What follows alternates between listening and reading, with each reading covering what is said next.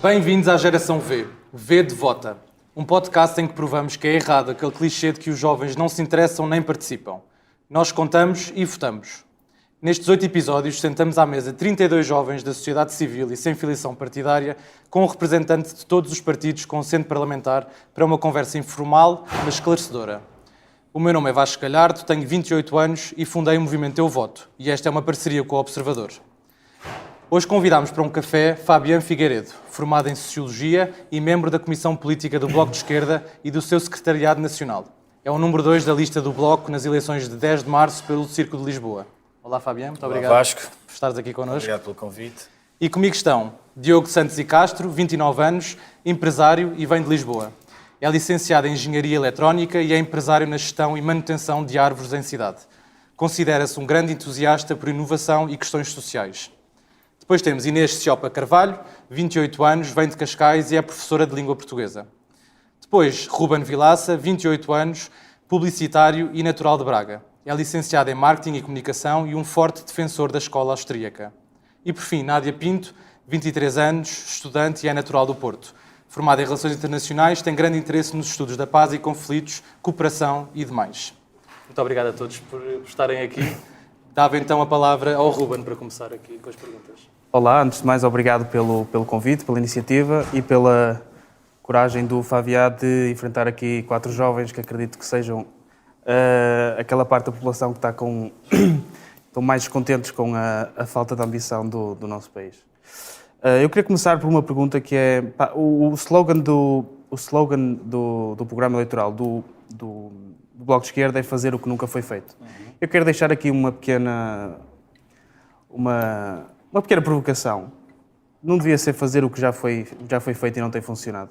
Ou seja, maior intervenção do Estado, menor liberdade económica, poder e gestão mais centralizada.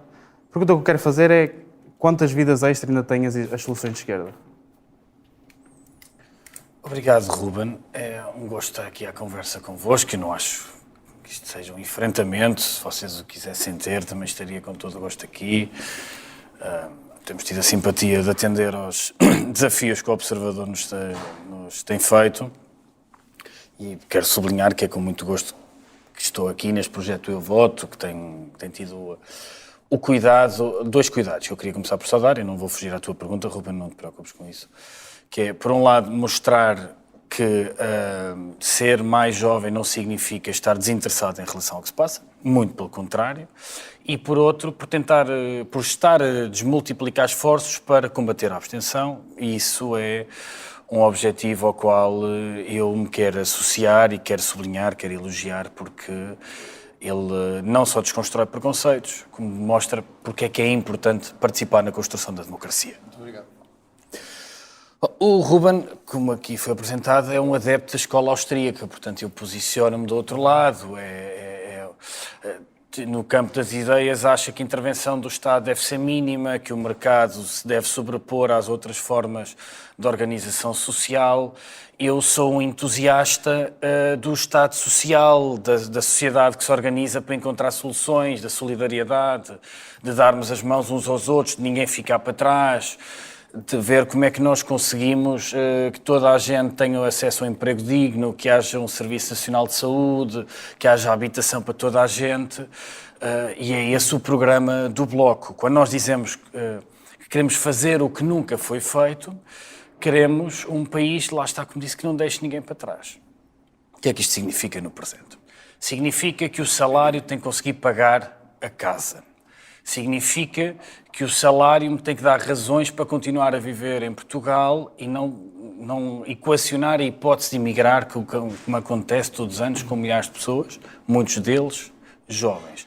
Significa que nós queremos urgências abertas, saúde a tempo e horas, em vez de assistirmos a uma degradação do Serviço Nacional de Saúde e a despesa das famílias em saúde privada a crescer. É isso, sucintamente, que significa fazer o que nunca foi feito. Porque, ao contrário, já te dou a réplica, ao contrário do que foi sugerido pelo Ruben, isto não foi feito. Porque, repara, a saúde privada tem crescido em Portugal, tem aumentado todos os anos, a despesa em saúde aumenta, mas ela é, sobretudo, drenada para a saúde privada. A habitação tem encarecida, batemos recordes no aumento dos preços. Isso aconteceu porque se liberalizou o mercado da habitação, porque se promoveram benefícios fiscais, porque se criaram um conjunto de instrumentos financeiros que fizeram com que se fosse muito fácil e apetecível especular com as nossas cidades, vilas e aldeias. Por isso é que é preciso fazer o que nunca foi feito, que significa que o mercado da habitação tem que disponibilizar casas para as pessoas viverem e casas que possam pagar. Eu acho que nenhuma das pessoas que está aqui sentada à mesa quer receber um subsídio do Estado para conseguir pagar a renda. Não.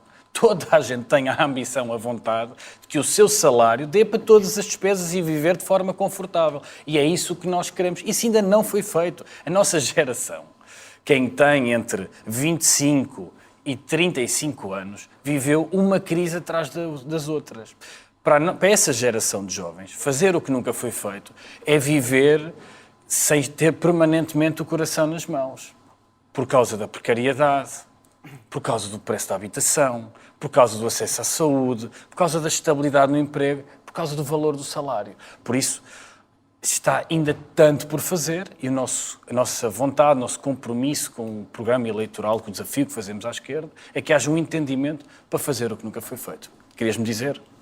Sim, tu identificaste aí alguns objetivos que eu acho que é transversal a quase todos os partidos.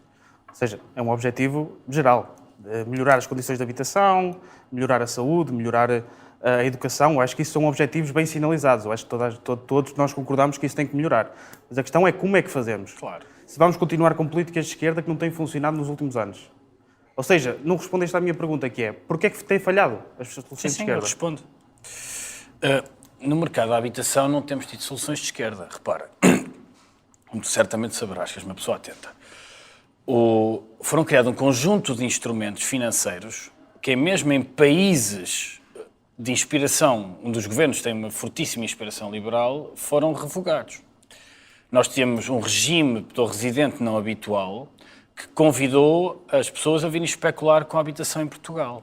É o contrário de uma política solidária, socialista, se quiseres, para o mercado de habitação. E com uma elevada despesa pública, 1,5 mil milhões de euros. Tivemos durante 15 anos vistos gold que convidaram pessoas a vir para Portugal comprar imobiliário, e com isso pressionando a alta de preços. Tivemos uma lei do arrendamento feita por um governo de direita que patrocinou o aumento das rendas. E tivemos uma evolução da regulamentação no que toca ao mercado habitacional, que promoveu o turismo de luxo, os resorts de luxo, a construção de hotéis. Em nenhum indicador da OCDE, Portugal está no topo das listas dos países que protegem o arrendamento. Portugal, ao contrário de 13 países da OCDE, aliás, de metade dos países da OCDE, 13 da União Europeia, corrijo, não tem nenhuma medida efetiva para o controle das rendas. A maior parte dos países da OCDE e 13 da União Europeia tem. Quando se olha para o mercado de habitação, em todos os indicadores, Portugal tem uma regulamentação mais liberal do que muitos outros países. Veja-se o caso do Canadá e com isto concluo. O Canadá decidiu proibir a venda de casas a não residentes, porque promovia a especulação. Em Portugal isso é possível. Há 2 países na União Europeia, Malta e a Dinamarca, que não o permitem. E nós precisamos resolver a mesma coisa, porque todas e todos nós confrontamos com o problema de não conseguimos sair de casa dos nossos pais, de estarmos fartas e fartos de continuar a dividir casas com outras pessoas que às vezes nem conhecemos, quando não se divide até quartos. Ou de os poucos conseguiram aceder ao crédito à habitação, de hoje estarem a ter que lidar com uma alta de juros. Vamos aqui mudar de tema para a nossa professora. Então, como professora e face ao programa eleitoral do Bloco de Esquerda, a primeira coisa que eu lhe gostava de perguntar era, tendo em conta que um dos temas que, na parte dos serviços públicos e da escola, é a democratização das escolas públicas e o melhoramento da rede pública. E eu fiquei com uma dúvida que é, como é que há melhoria e o Bloco de Esquerda pretende a melhoria da escola pública sem rever o Estatuto dos Professores? Como é que eu posso promover uma escola pública, ou melhor, como é que eu posso promover o ensino em Portugal sem rever o estatuto do professor e sem perceber que, se calhar, a profissão de professor tem que ser revista na forma como ela hoje é vista, nas 35 horas nas 35 horas entre letivas e não letivas, como é que a profissão de professor deve ser encarada, e se isso já está feito, se isso é o que ainda não foi feito, e o que é que o Bloco de Esquerda quer fazer, se é que já está feito ou não. Não está feito. Também na educação é preciso fazer o que nunca foi feito. Começando por o que agora aparentemente é um consenso, que é recuperar o tempo de serviço. Há uma coisa que tem que parar, que tem demasiados anos, que é a guerra de sucessivos governos com os professores. Isso degradou a escola pública e tirou mesmo a vontade de muita gente continuar a dar aulas. Os professores e as professoras têm que ser valorizados por quem está no governo. Nenhum país evolui com governos a atacar os professores.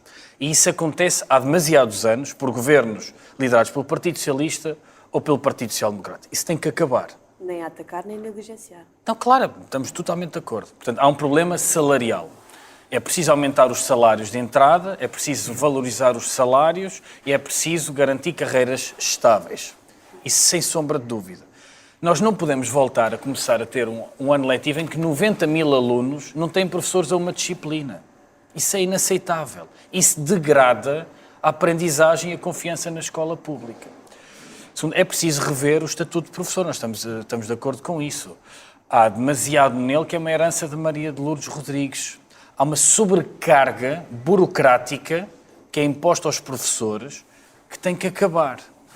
Terceiro, é preciso reforçar a autonomia da escola.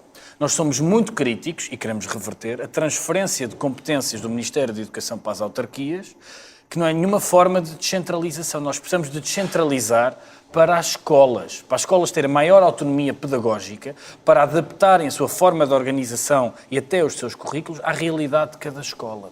Por isso, sim, a escola pública valoriza-se, valorizando quem a constrói, professores, alunos e funcionários. A escola pública valoriza-se com um investimento ambicioso nas suas infraestruturas. A região de Lisboa, por exemplo, tem demasiadas escolas onde no inverno chove e onde no verão se atingem 30 ou 40 graus dentro das salas de aula. Eu visitei tanta escola, em Loures, na Amadora, mesmo em Lisboa, que não têm condições para a aprendizagem. Por isso, sim, é preciso motivar os professores, é preciso dar confiança aos professores, é preciso acabar com esta guerra que se instalou contra quem constrói todos os dias a escola pública. Porque sem professores motivados, nós não valorizamos a escola pública. Eu percebo a questão da autonomia escolar e concordo com ela, mas eu faço então uma pergunta, que é, se nós temos então que adaptar, porque o que me está a dizer é, essa autonomia escolar está na esteira de a escola adaptar-se à realidade dos alunos. É isto, certo? É a escola adaptar-se à realidade onde está inserida, mas mais do que isso, é a direção da escola ser eleita democraticamente entre os seus pares, em vez de depender de um vereador, por exemplo. É a escola ter capacidade de autogoverno dentro dos termos da lei, como é evidente.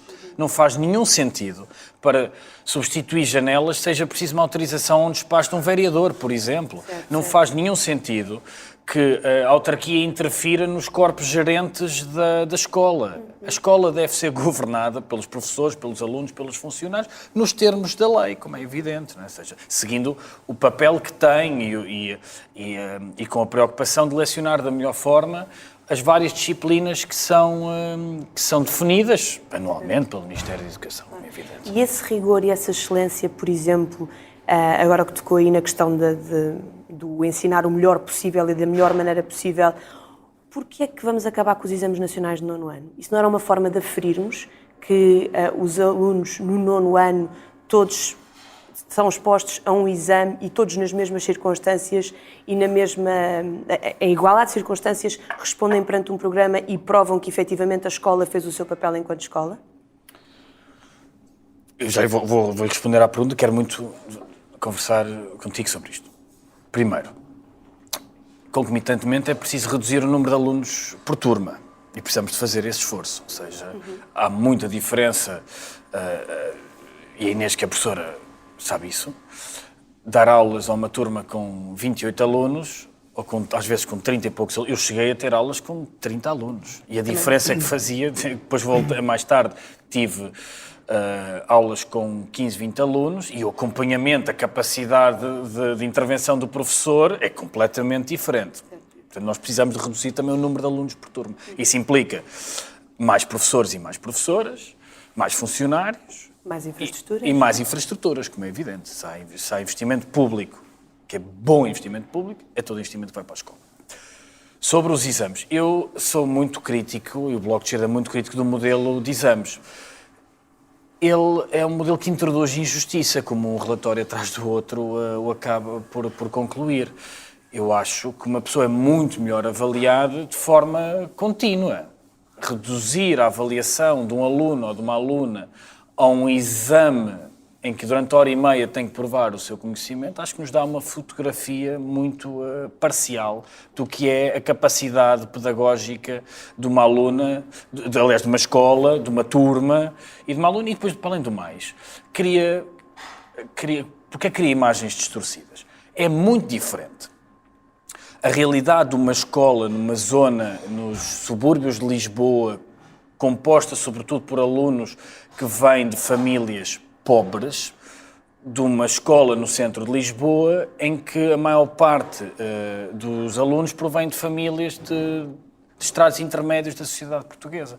O que é que um exame igual para estas duas escolas me diz? Diz-me muito pouco. Diz-me muito pouco. Há centenas de alunos que chegam ao ensino obrigatório com muitas dificuldades no português, por exemplo. A realidade desses alunos é muito diferente de quem que chega ao ensino obrigatório e, como muita gente, já falam duas línguas, já falam português e inglês ou outra língua qualquer. O que é que o exame me diz sobre estas duas turmas? Dá-me uma imagem completamente distorcida. É ou não, e com isto concluo, um sucesso que um aluno que tenha entrado com dificuldades a português no primeiro ano chega à quarta classe e não dê praticamente erros gramaticais, mesmo que não tenha o mesmo domínio do português, que tem um aluno que chega ao primeiro ano em que já consegue escrever português e inglês, ou português e alemão, e chega à quarta classe e está num nível superior. Não é? Mas o mérito da escola pública é nivelar para cima. E os exames nacionais, um desses alunos pode ter 5, mas o outro ter 3 é uma grande vitória da escola pública. Eu percebo isso. Agora, a minha questão é, como é que... ou seja, eu já percebi que o que é contra o formato dos exames nacionais tal como eles estão concebidos, não é? Sim, claro. Agora, a minha dúvida é como é que se afere essa evolução? Eu confio nos professores e nas professoras. A Inês então não há qualquer tipo de... Ou seja, não se afere... casuisticamente, se em cada escola existe ou não, se aqueles conteúdos estão assimilados ou não, e se efetivamente houve um progresso ou não. Mas nós temos acesso a esses indicadores sem os exames nacionais. Ter exposto os miúdos da quarta classe a um exame foi uma violência gigantesca. Os relatos que chegaram ao grupo parlamentar do Bloco na altura de pais desesperados eram assustadores, de crianças que dormiram mal, que tiveram acompanhamento psicológico, porque não conseguiam lidar com aquele nível de ansiedade. E o que é que eu fiquei a saber sobre aqueles alunos? Fiquei a saber muito pouco, porque nós já temos as notas que os professores e que as professoras dão. Isso é coisa que a escola pública mostrou ao longo dos anos, é que não inflaciona notas. Onde é que nós passamos a vida a ter problemas com a inflação de notas? Não é? Muitas vezes vem esse argumento. É preciso exames para garantir que não há inflação de notas. Foi em escolas privadas, foi em externatos que anunciavam que punham não sei quantos alunos em medicina todos os anos. Na escola pública sempre houve rigor. Eu tive excelentes professores na escola pública. Agradeço muito o conhecimento e creio que toda a gente tem essa experiência, que nos ensinaram imenso sobre português, sobre história, sobre inglês, sobre geografia e que foram muito exigentes. Eu não conheci um único professor e uma única professora que não levasse muito a sério o seu trabalho. Não conheci mesmo. Certamente há bons e maus profissionais em todo lado. Mas uma coisa eu sei sobre quem constrói a escola pública todos os dias, é que para além de uma profissão tem um espírito de missão. Eu nunca conheci nenhum professor que desse aulas que não tivesse consciência da responsabilidade que a sua profissão acarreta. Mas eu acho que não está em causa, sim. Não, o que eu disse, sem querer sublinhar isto, nada do que a Inês disse, pôs em causa o que eu acabei de dizer. Sim, Eu estava só a acrescentar isto à claro. nossa conversa, Claro que queria sim. deixar isso muito evidente. Só para mudar de tema, Claro que com o sim. Diogo. A minha pergunta vai sobre a inteligência artificial. Ou seja, nós neste momento vivemos tempos de transformação e de evolução, se calhar a uma velocidade que se calhar nunca antes vista. A inteligência artificial, ainda que seja um conceito antigo, tem uma expressão hoje para a sociedade muito maior, por exemplo, com o aparecimento do ChatGPT. Inevitavelmente, ainda que não saibamos os moldes com que ela vai se manifestar e com que ela vai aparecer, sabemos que ela vai fazer parte da realidade. No programa do Bloco não há nenhuma referência à questão aqui da questão da inteligência artificial, sendo que eu acredito que a inteligência artificial tem tanto potencial de bom como potencial de mau.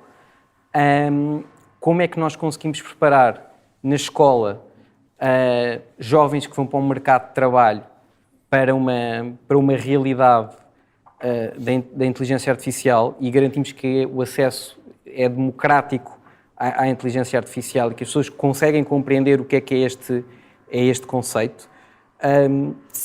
A minha pergunta é se isto é uma preocupação para o Bloco. É uma preocupação para o Bloco e agradeço muito a tua pergunta porque permite-me dizer o seguinte. Nós não temos nada contra nenhuma forma de tecnologia. O problema não é a tecnologia, o problema é o uso que damos à tecnologia. Totalmente de acordo em relação a isso. Eu acho que a inteligência artificial, se nos ajudar a reduzir a carga de trabalho e o horário laboral, nós devemos incorporar essa tecnologia para tornar as nossas vidas mais confortáveis. Eu sou um grande adepto da tecnologia. O debate que nós temos que fazer enquanto sociedade, no mundo inteiro, é que utilização é que damos à tecnologia. Porque o que temos assistido é que assistimos a uma crescente digitalização de vários procedimentos, a incorporação da tecnologia no processo produtivo, a supressão de profissões pelo fruto do desenvolvimento tecnológico, mas isso não é acompanhado por uma redução da carga de trabalho e pelo aumento do rendimento. O que nós estamos muito interessados em discutir é a democratização da tecnologia e da utilização da inteligência artificial. Se eu tiver robôs, computadores, a substituir certos e determinados trabalhos, eu saúdo isso. Eu tenho que acompanhar isso com aumentos de salários e redução da carga de trabalho. O que não pode acontecer, que é o que estamos a assistir em muitos sítios do mundo, é nós acabarmos com postos de trabalho e aumentarmos a precariedade e comprimimos os salários. Por isso, sim, na escola, lidar com a inteligência artificial deve ser um desafio. Há um grande desafio com que várias faculdades estão a deparar, que é como é que lidam com a existência do ChatGPT, não é? Ou seja, nomeadamente no campo do plágio. E há ferramentas para isso, não é? Ou seja, há várias, seja sobre a verificação da autoria, apesar de tudo, nesta fase, pode ser que a coisa evolua, é relativamente fácil distinguir quando um trabalho foi escrito pelo ChatGPT ou pelo Google ou com recurso a fontes e a um estudo aprofundado. Mas o grande debate que nós temos que fazer é como é que os governos lidam com a inteligência artificial. Porque se a inteligência artificial significar para aumentar a exploração da força de trabalho, sou contra e temos um problema. Se a inteligência artificial conseguir automatizar um conjunto de tarefas como outras revoluções industriais, outras revoluções tecnológicas no passado o fizeram, acho ótimo. Eu acho que ninguém tem saudades do pombo-correio. Eu acho o telemóvel uma grande invenção. Eu sou um grande adepto do telemóvel.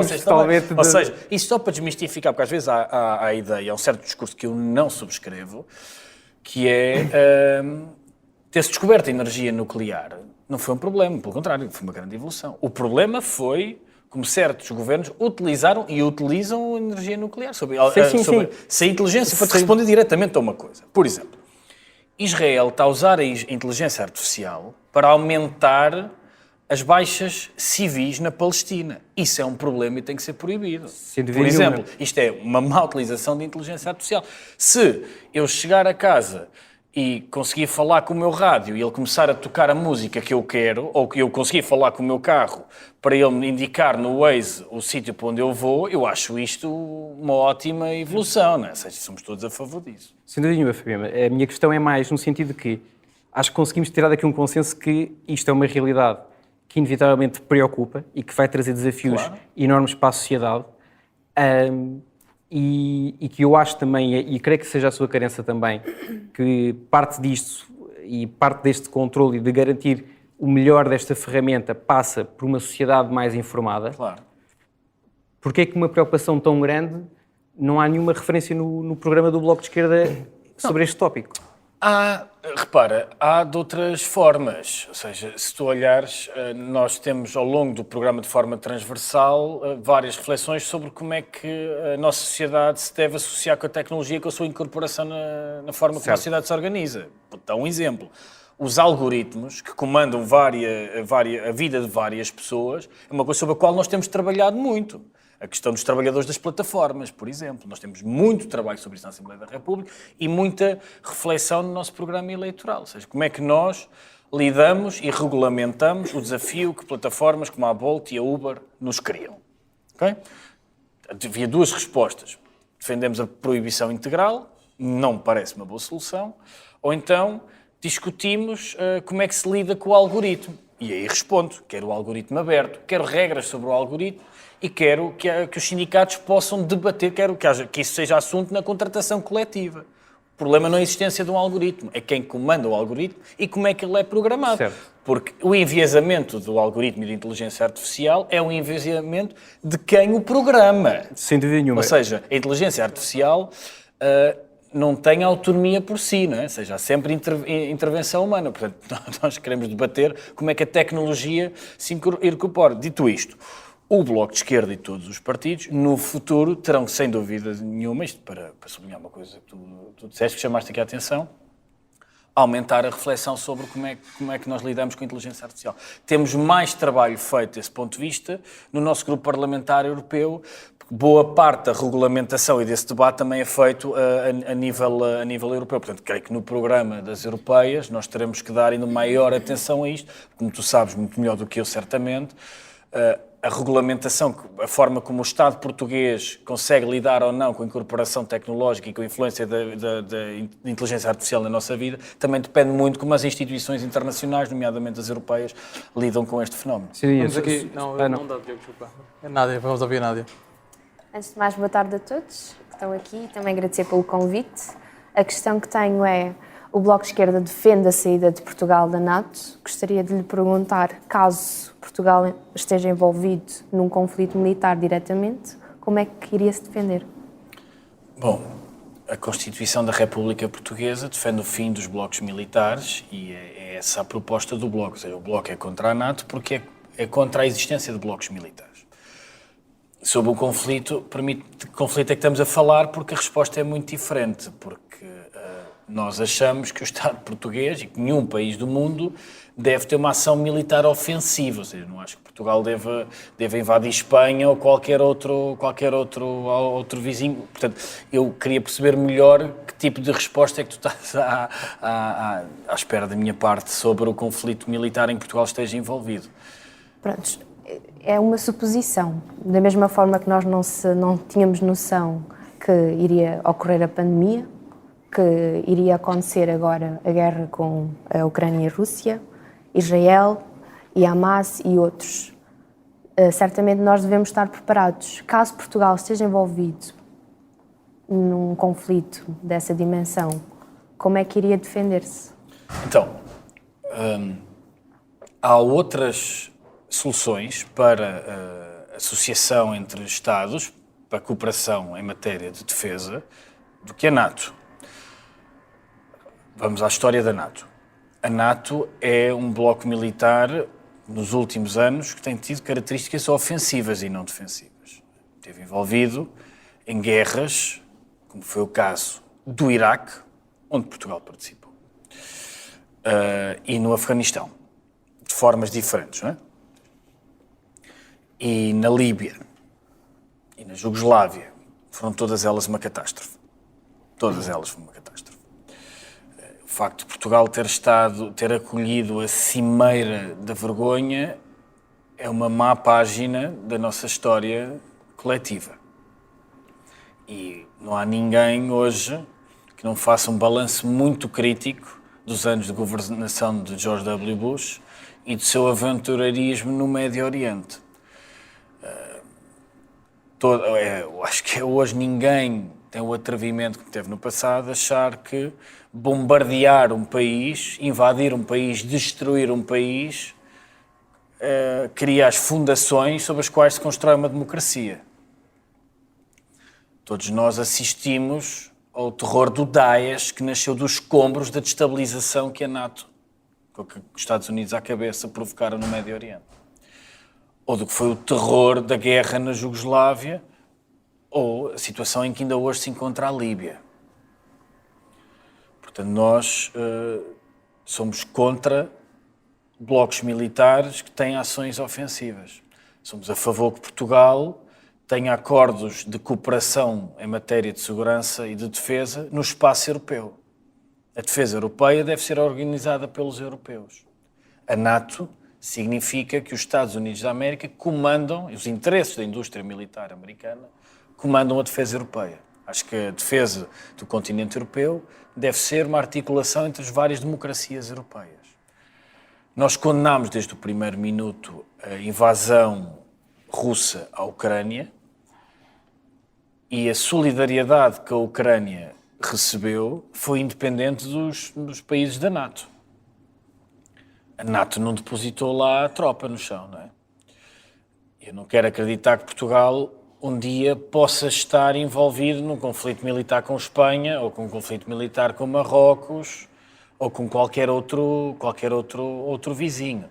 Seja como for, Portugal, nesse cenário, defender-se-á com os seus aliados e com as suas aliadas.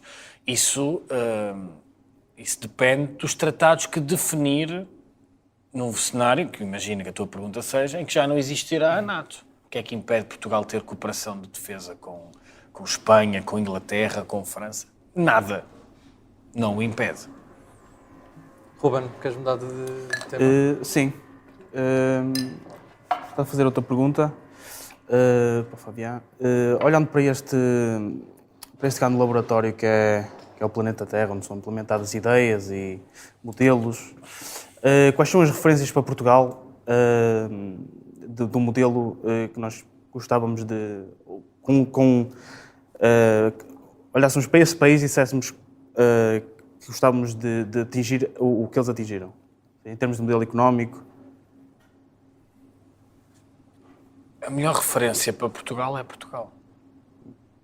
Portugal é uma jovem democracia que saiu de uma ditadura e num curtíssimo espaço de tempo conseguiu construir um Estado social e inspirou outros povos a fazer o mesmo. Quando a ditadura portuguesa cai, pouco tempo depois, cai a ditadura espanhola. E foi uma festa da democracia que ajudou outras primaveras democráticas por esse mundo fora. Portanto, Portugal já conseguiu reduzir profundamente níveis de pobreza, melhorar indicadores na área da saúde, melhorar indicadores económicos. Portanto, nós temos na nossa história recente... Mas é o suficiente? Repara, claro que não é suficiente onde nós chegamos. O que Portugal fez a seguir ao 25 de Abril é extraordinário e é um caso de estudo. A construção do Serviço Nacional de Saúde em tempo absolutamente recorde é um exemplo. A estabilização da segurança social é um exemplo. A construção da escola pública, a forma como o país se organizou. Nós vínhamos de um regime terrível que promovia a ignorância, a iliteracia, e mudámos para um paradigma em que se construiu uma escola pública, em que o Estado, em que nós, enquanto sociedade, determinamos que toda a gente ter acesso à escola era uma condição mínima de dignidade. Toda a gente ter acesso à saúde era uma condição mínima de dignidade. Que ninguém envelhecia na incerteza. Por isso, nós precisamos há muita coisa para melhorar em Portugal. Mas a nossa história recente mostra que nós conseguimos fazer muito melhor. Que nós conseguimos organizar-nos para que toda a gente tenha acesso a casa, que toda a gente tenha acesso à saúde, que toda a gente tenha acesso a cuidados quando envelhecer e que nos conseguimos organizar de forma a responder aos desafios das alterações climáticas.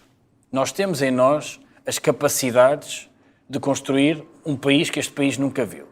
Temos o conhecimento, temos a formação, temos a juventude e temos a história recente. A nossa Juventude, mais ou menos.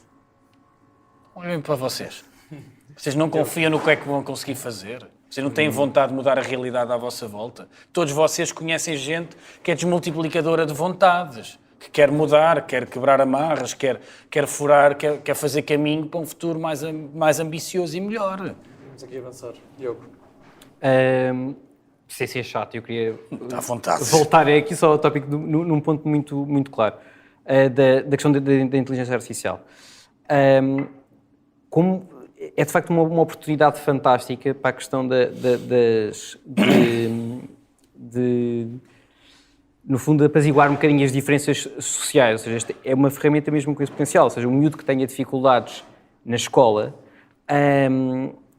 por exemplo, ter até se calhar um explicador particular ou alguém que consiga ter uma ferramenta que pode ser a custos muito mais baixos um apoio brutal. Portanto, a minha pergunta é no sentido de que se isso não era para o Bloco uma coisa ativa, uma oportunidade incrível para se investir e numa oportunidade aqui, olha, que de facto vale a pena por aqui um esforço, para além de que, ok, nós temos esta ideia de que a tecnologia é importante, mas ser mais proativo no sentido de que isto pode ser uma oportunidade incrível do ponto de vista social, não só por questões de saúde, não é? Por exemplo, temos tecnologia para detectar, por exemplo, um melanoma e alguém que esteja numa terra que estava longe de um serviço de saúde poder ter esse acesso a um diagnóstico ou perceber, ou uma primeira linha de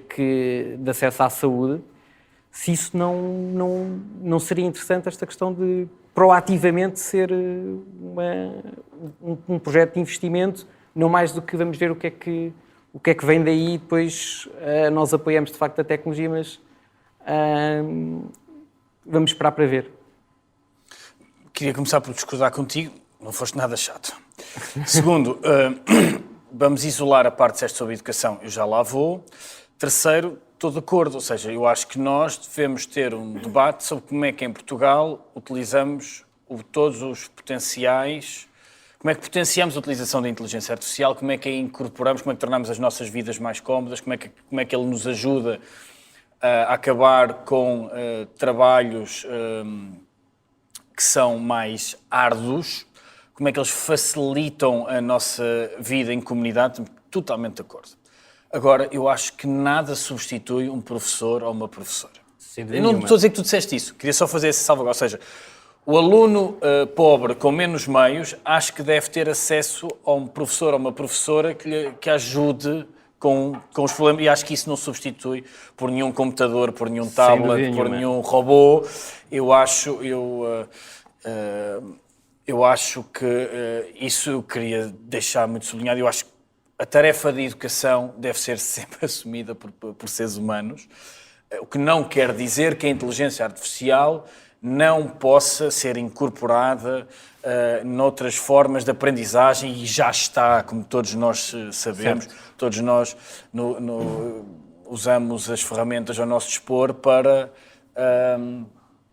esclarecimento de dúvidas, para saber mais, enfim, brincamos com ferramentas de inteligência artificial, e acho que isso é tudo positivo e é um grande desafio. Portanto, sim, eu acho que o Estado português deve ter uma equipa dedicada a, vejamos um exemplo, como é que nós ainda vamos mais, porque é uma coisa que o Portugal tem feito bem, como é que nós utilizamos a inteligência artificial para avançar ainda mais na desburocratização, como é que os serviços do Estado ainda são mais amigos do cidadão, como é que nós potenciamos a inteligência artificial nos serviços públicos, sempre com a preocupação de que isso nos ajude a reduzir a carga de trabalho, que valorize rendimentos e que, sobretudo, torne o contacto do cidadão com o Estado mais fácil.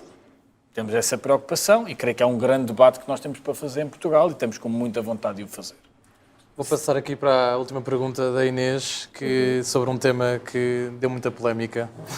Sim, então, aqui pegando no mote que o Ruben deu e que também, tendo em conta a sua resposta, saímos do Estado Novo, combater a iliteracia, e a minha dúvida é porque é que a literacia financeira nas escolas se basta para o Bloco de Esquerda com sendo uma breve temática da disciplina de cidadania, porque é que a literacia financeira, que hoje em dia é uma barreira, acho que para todos nós, que acho que quem tem que preencher uma declaração de IRS fica cada vez mais perto de um estado de insanidade, e portanto a minha dúvida é porque é que a literacia financeira não deve ser algo que deve ser abraçado na escola, no contexto escolar, porque efetivamente a escola é para nos preparar para a vida, não é?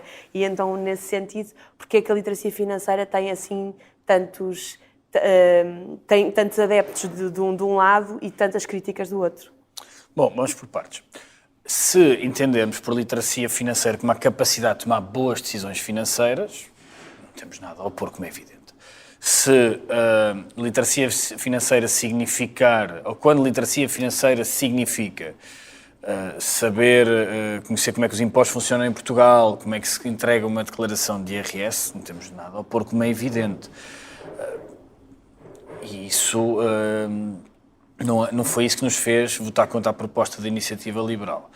A proposta da Iniciativa Liberal e a campanha que a Iniciativa Liberal faz é parte de uma campanha de doutrinação, e é aí que nós temos um problema. Porque, como vários estudos já chamaram a atenção, o que a literacia financeira significa para a Iniciativa Liberal leva muita gente, primeiro, tem uma certa tendência para culpabilizar os pobres da sua condição de pobreza, porque não são empreendedores o suficiente, porque não arriscam da forma certa. E isso é um problema. E o segundo, como é várias vezes referido, altos níveis do que a Iniciativa Liberal chama de literacia financeira conduz a más decisões financeiras. Nós temos muitos problemas e o nosso programa fala muito sobre isso, com a promoção irresponsável do trading, quer dizer, com a transformação do trading num jogo. Já há muitos estudos sobre isso, é uma catástrofe, da criação de alimentar ilusões sobre o investimento em criptomoedas, uma catástrofe, e nós achamos que as pessoas, tendo nós já sofrido as consequências de uma crise financeira, em que os bancos se puseram a vender às pessoas produtos financeiros tóxicos, o pior que podíamos ter agora é ter uma geração que cresce a achar que investir em produtos financeiros tóxicos com outros nomes é uma boa opção para aplicar os seus rendimentos. E é esse o nosso problema. Agora, o que significa ensino para a cidadania, saber como é que o Estado funciona, como é que os impostos funcionam, como é que funciona o nosso modelo económico, somos integralmente a favor disso, claro. Agora, doutrinação para o investimento em produtos financeiros tóxicos, nunca, claro, nem no balcão de um banco, onde nós propusemos há muito tempo que produtos financeiros complexos tóxicos não pudessem ser vendidos pela banca comercial, muito menos que haja agora uma promoção de que é uma boa ideia investir em criptomoedas ou fazer download de aplicações de trading e que isso é que vai transformar vai-te transformar de alguém que recebe mesada nos pais no novo multimilionário. Ou seja, isso é... A estatística mostra que o que às vezes tem graça no Twitter acaba por ser uma catástrofe monumental. Temos tempo para mais uma pergunta muito rápida da Nádia. Muito bem. Pegar um bocadinho, fazer ponte. Afirmou que o Bloco de Esquerda não é a favor de Portugal permanecer em blocos militares na ofensiva, mas pode sim na defensiva. Esta questão da defesa nacional é importante porque realmente é bastante estranho que no programa eleitoral do Bloco de Esquerda não há referência à defesa nacional. Portanto, eu questiono que propostas têm para a nossa segurança e defesa e, mais concretamente, para os trabalhadores destas áreas. Para os militares. Então, na parte referente à política externa, há referências sobre a defesa nacional.